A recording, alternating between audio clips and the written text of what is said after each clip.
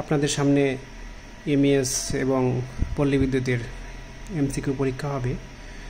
সেজন্য আপনাদের এমসিকিউ এখন থেকেই পড়তে হবে যদি টিকতে চান। তো ডিপার্টমেন্ট এবং নন দুইটাই প্রিপারেশন নিতে হবে।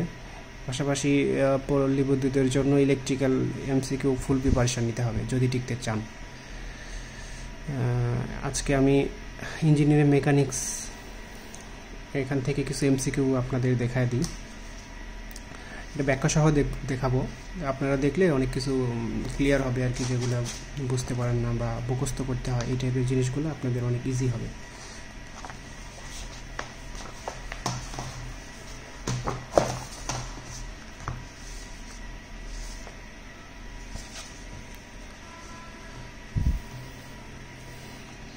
দেখেন এক নম্বরটা যদি দেখি, এখন এক নম্বর স্কেলার রাশি এবং ভেক্টর রাশির কোনগুলো সেগুলো আমাদের জানতে হয় আর কি, এটা মুখস্থ রাখতে হয়। স্কেলার রাশি হচ্ছে যেটার শুধু মান আছে কিন্তু কোনো দিক নাই, শুধু মান থাকবে, কোনো দিক থাকবে না। যেমন হচ্ছে ভর, দৈর্ঘ্য, ভর, দ্রুতি, দৈর্ঘ্য, ভর, দ্রুতি, সময়, তারপরে হচ্ছে আয়তন, এই জিনিসগুলা। বিশেষ করে হচ্ছে যেটা প্যাচ লাগবে সেটা হচ্ছে এনার্জি এবং হচ্ছে কাজ। এই দুটোর একক কি? জুল হচ্ছে এই দুটোর একক, মানে জুল যেগুলো সেগুলো হচ্ছে স্কেলার রাশি, এগুলোর কোনো দিক নাই। দেখেন এই ভর, আমরা যখন ভর বলি তখন কি এটা কি কোনো দিক থাকে? মনে করেন 10 কেজি, আমরা ভর যেমন কেজি হিসেবে যখন চিন্তা করব, কেজি, যে 10 কেজি কোন দিকে, এরকম কি আমরা কখনো বলি? এই দিকে 10 কেজি এরকম কিন্তু বলি না। আমরা যখন বাজারে লবণ কিনতে যাই, যে আমি বলি যে 10 কেজি লবণ এই দিকে, এরকম কি কখনো হয়? এরকম হয় না। মানে এইটা একটা স্কেলার রাশি, শুধুমাত্র মান থাকবে কিন্তু কোনো দিক থাকবে না। কিন্তু যখন আমি এটাকে 9.81 গুণ দিয়ে নিউটনে করে নিব, মানে ওয়েট নিউটনে করে নিব, ফোর্স নিউটন এরকম করে নিব, তখন আমরা বলতে পারবো যে এইটার দিকটা কোন দিকে। হ্যাঁ, এত নিউটন এই দিকে আমরা বলতে পারবো। তো বিশেষ করে এই ডেনসিটি, ঘনত্ব, ক্ষেত্রফল, এনার্জি, ওয়ার্ক, এই জিনিসগুলো একটু মনে রাখবে। এগুলো হচ্ছে স্কেলার রাশি। 2 নম্বরটা দেখেন, একটি বস্তুর বেগ বৃদ্ধির হারকে ত্বরণ বলে। কি বলে? ত্বরণ বলে। তাহলে বেগ বৃদ্ধির হার, মানে বেগ বৃদ্ধি, বেগের একক কি? Metre per second. এটাকে যদি আমি দেখেন, এটাকে যদি আমি এস দিয়ে ভাগ করি তাহলে এটা কি হবে? হার হয়ে যাবে। কোনো কিছুকে টাইম দিয়ে ভাগ করলে ওটাই হার হয়ে যাবে। তাহলে এটা যদি দেখেন ইয়ে করি তাহলে মিটার পার সেকেন্ড স্কোয়ার হয়ে যাচ্ছে। তাহলে মিটার পার সেকেন্ড স্কোয়ার মানে হচ্ছে ত্বরণ,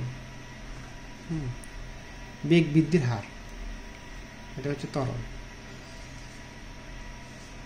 হুইচ ইজ ভেক্টর রাশি। তাহলে ভেক্টর রাশি কি? এনার্জি হচ্ছে কি? স্কেলার রাশি। ফোর্স হচ্ছে ভেক্টর রাশি। ফোর্স মানে যে নিউটন, তো এই নিউটন আমরা বলতে পারি যে এটা কোন দিকে, তাহলে এটাকে আমরা বলবো ভেক্টর রাশি, যেটা দিক থাকবে। Which of the following is a vector quantity. Vector quantity হচ্ছে আমরা angular displacement, angular velocity, angular acceleration সবগুলোই হচ্ছে আমার ভেক্টর রাশি। আর এগুলোর হচ্ছে মান এবং দিক দুইটাই থাকে ভেক্টর কোয়ান্টিটি। এই জন্য মানে কোনটি? স্কেলার রাশি। তাহলে স্কেলার রাশি যেটার কোনো দিক নেই, শুধুমাত্র মান থাকবে। দেখেন এই চাপের কিন্তু কোনো নির্দিষ্ট কোনো দিক নেই। চাপ হচ্ছে একটা পাত্রে যদি কাজ করে তাহলে পাত্রের মানে সব জায়গায় সমানভাবে কাজ করতে পারে, কিন্তু এটা নির্দিষ্ট কোনো দিক নেই যে এখানেই কাজ করবে। এই জন্য চাপ এটাকে একটা স্কেলার রাশি ধরা হয়। এটা একটু কনফিউশন বেঁধে যেতে পারে, মনে রাখবেন আর কি। চাপ হচ্ছে এটা একটা স্কেলার রাশি, যেটা একটু কনফিউজিং সেটাই একটু বেশি আসে।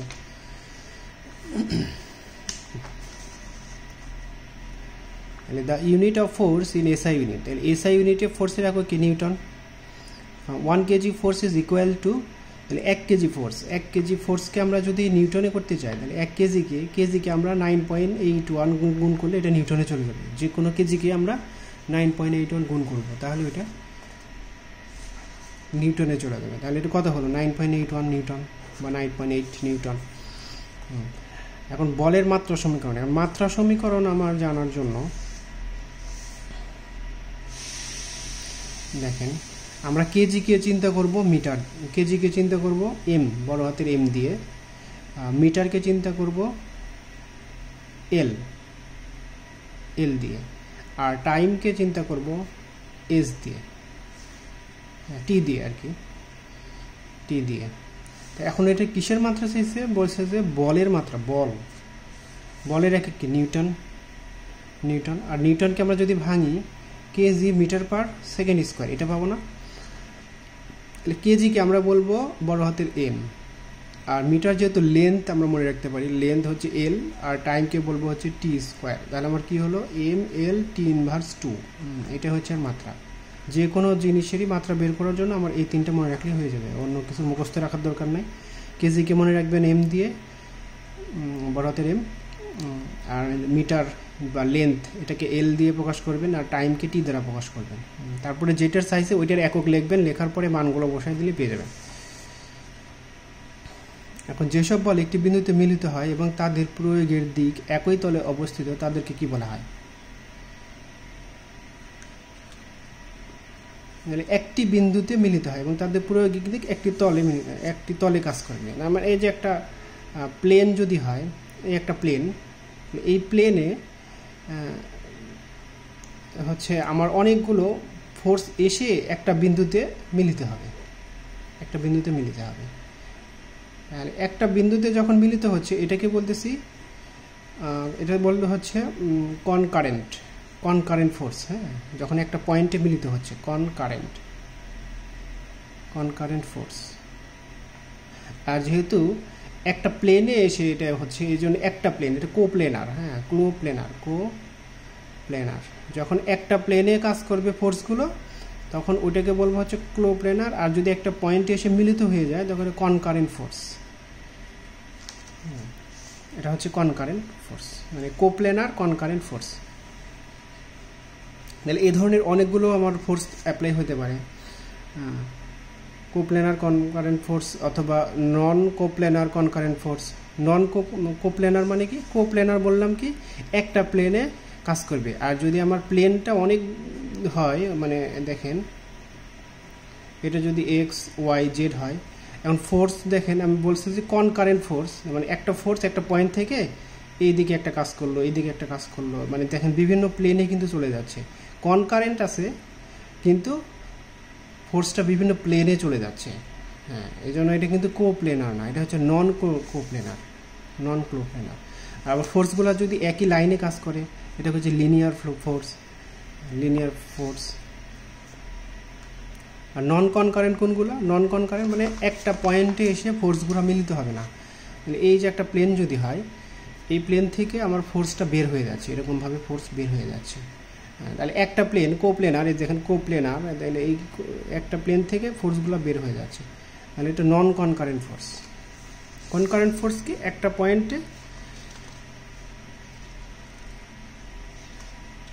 পয়েন্টে এসে মিলিত হতে হবে, এটা হচ্ছে কনকারেন্ট ফোর্স।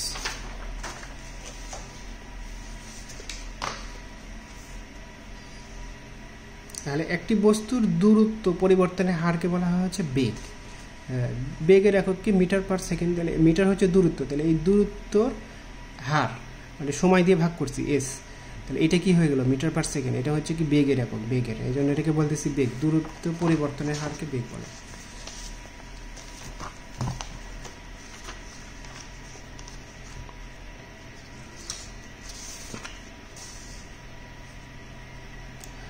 যখন বলসমূহ একই তলে একই বিন্দুতে ক্রিয়ারত থাকে, তখন তাদেরকে বলা হয় কোপ্লেনার কি? সমমুখীয় বল বলে কনকারেন্ট ফোর্স, যেটা কিছুক্ষণ আগে বললাম, কোপ্লেনার কনকারেন্ট ফোর্স। ল্যামিস থিওরাম কি ধরনের বলের ক্ষেত্রে প্রযোজ্য?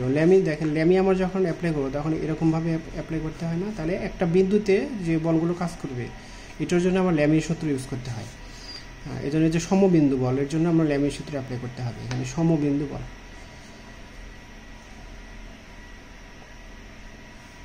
তারপরে 13 নম্বরটা দেখি। 13 নম্বর বলছে যে আর হচ্ছে পি এবং কিউ বলের লব্ধি। একটা লব্ধি দেয়া আছে, সেটা হচ্ছে আর পি কিউ বলের। যদি কিউকে দ্বিগুণ করা হয়, তবে নতুন লব্ধি পি এর সাথে লম্ব হবে। যখন, তাহলে এটার শর্তটা কি হবে? দেখেন, আমরা যখন দুইটা ফোর্স নিয়ে কাজ করব, এটা যদি পি হয়, এটা যদি কিউ হয়, এই দুইটার মাঝখানে দুইটা কোণ হচ্ছে থিটা দ্বারা প্রকাশ করব, আর যেটা লব্ধি, এই লব্ধির সাথে একটা কোণ, সেটা হচ্ছে আলফা দ্বারা আমরা প্রকাশ করব।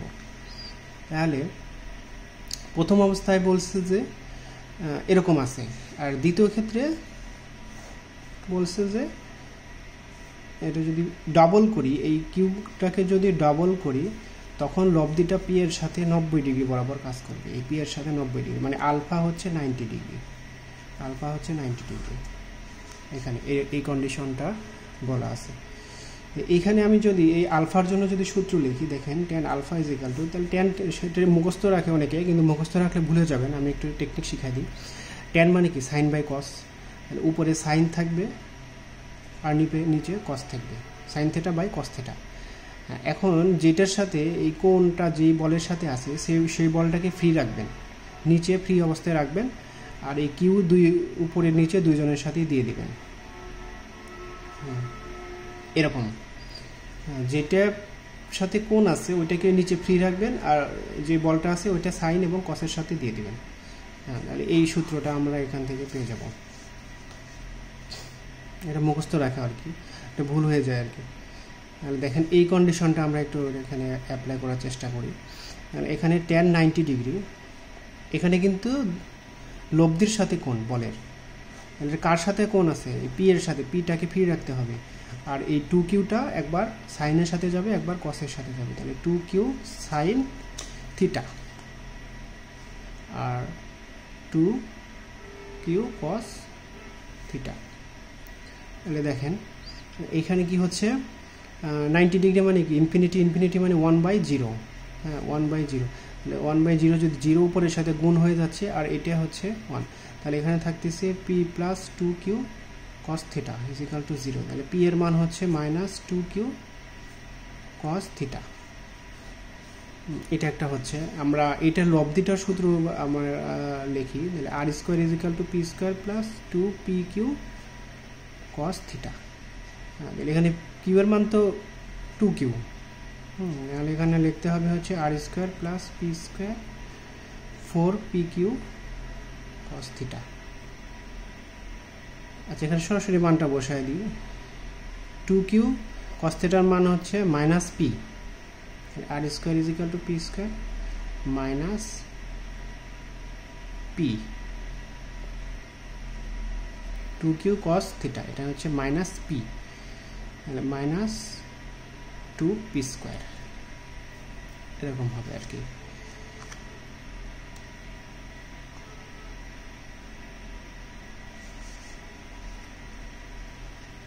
আচ্ছা, মাইনাস পি স্কোয়ার, কিউটা কোথায় গেল? এখানে কিউ স্কোয়ার থাকবে, তাহলে এখানে Q square minus P square, তাহলে এই পি পি কাটা গেল, তাহলে আর সমান সমান হচ্ছে কিউ, মানে দুইটা লব্ধিটা হয়ে যাচ্ছে কিউ এর সমান। এটাই হচ্ছে কন্ডিশন যখন আমরা পি এর সাথে 90 ডিগ্রিতে আমরা রেজাল্টেন্ট ফোর্সটা রাখবো। এটা কিন্তু মুখস্থ না, এটা কিন্তু হিসাব করে করে এভাবে বের করতে হবে।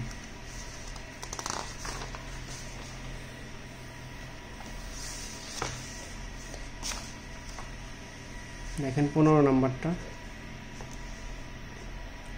পি এবং কিউ দুইটি বল একটি নির্দিষ্ট অ্যাঙ্গেল থেকে কাজ করছে, তাহলে তার রেজাল্ট কি হবে? তাহলে রেজাল্টেন্টের সূত্র একটা, যে এটা পি যদি হয়, এটা যদি কিউ হয়, তাহলে এটা যদি আর হয়, হ্যাঁ, তাহলে একটা অ্যাঙ্গেল যদি আলফা হয়, তাহলে আমরা tan alpha is equal to কি লিখতে পারি? কার সাথে কোণ আছে? পি এর সাথে, পিটাকে নিচে ফিরে রাখবো আর কিউ উপরে নিচে দিয়ে দেবো। Q sine alpha, Q sine theta হবে, কিন্তু থিটা মানে দুইটি বলের মধ্যবর্তী কোণ, হ্যাঁ এটা হচ্ছে থিটা, আর কিউ কস থিটা। আর এটা লব্ধির সূত্র কি? লব্ধির সূত্র হচ্ছে R is equal to root over P square plus Q square plus 2pq cos theta. এই দুইটা সূত্র।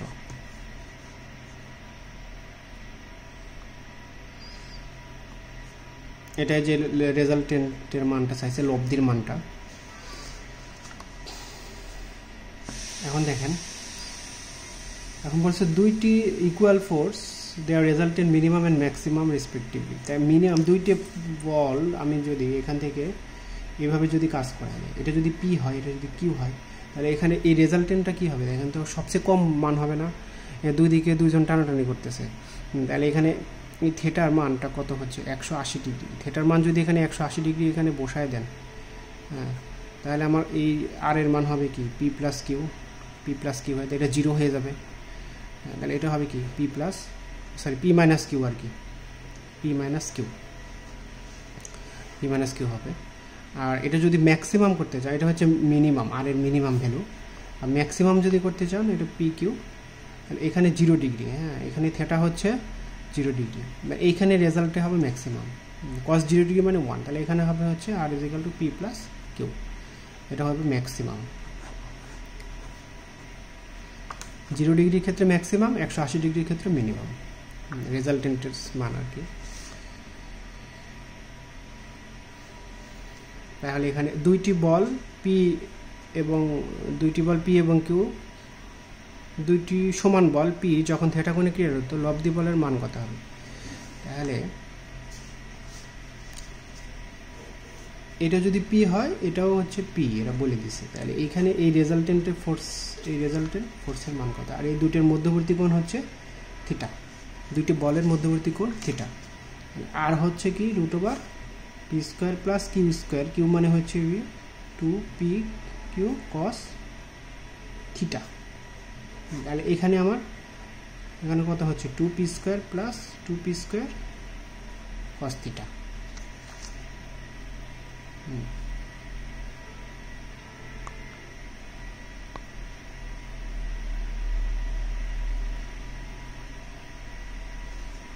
তাহলে এরকম হবে। এখান থেকে 2p যদি কমন নিই, তাহলে 1 প্লাস cos থিটা হবে। তারপরে এখানে 1 প্লাস cos থিটা সূত্র হচ্ছে 1 প্লাস cos 2 থিটা, হ্যাঁ, 1 প্লাস cos 2 থিটা বাই 2, এটা হচ্ছে সূত্র বসাইছে 1 plus cos 2 theta by 2, 1 plus cos theta সূত্র 1 প্লাস cos 2 থিটা বাই 2।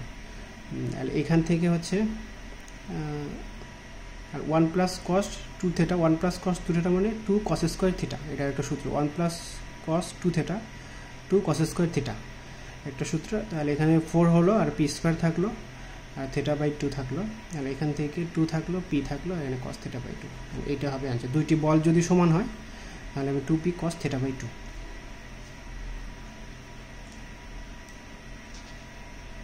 তাহলে দুইটা বল যদি আমার সেম ডিরেকশনে কাজ করে, তাহলে লব্ধি কি হবে? ম্যাক্সিমাম হবে, যে পি প্লাস কিউ।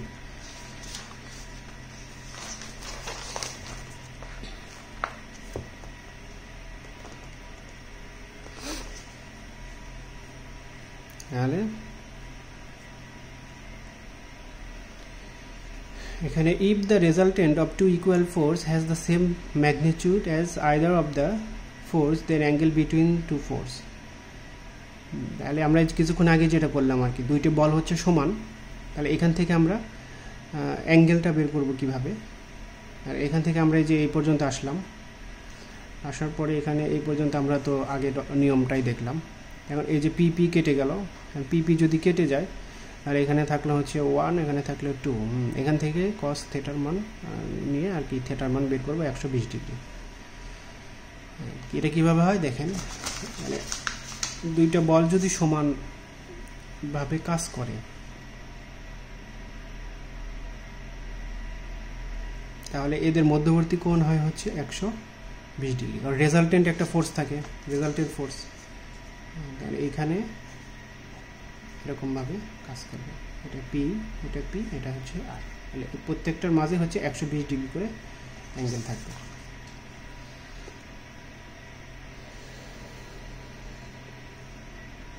তাহলে দেখেন এটা লাস্টে দেখি, এটা দুইটি বলের লব্ধি বলদের সমষ্টি সমান হলে বলদের অন্তর্ভুক্ত কোণ কত?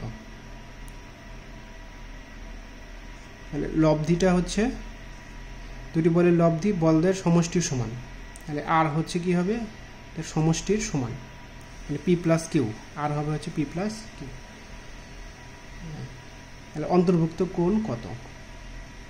অন্তর্ভুক্ত কোণ কত হবে? 0 ডিগ্রি হবে না? আর যদি আমার পি প্লাস কিউ হয়, এটা কখন হয়? এটা হচ্ছে যখন থিটার মান 0 ডিগ্রি হয়, ম্যাক্সিমামের ক্ষেত্রে এটা হয়। থিটার মান যখন ম্যাক্সিমাম হবে তখন এটা হয়। এটা বলছে যে দুটি বলের লব্ধি বলদের সমষ্টি সমান, সমষ্টি মানে পি প্লাস কিউ। আচ্ছা, আজকে 20 পর্যন্ত দেখলাম, নেক্সটে আমরা আরও বাকিগুলো দেখার চেষ্টা করব। ধৈর্য সহকারে দেখার চেষ্টা করবেন, তাহলে অনেক কিছু শিখতে পারবেন। সুস্থ থাকবেন, ভালো থাকবেন। আসসালামু আলাইকুম।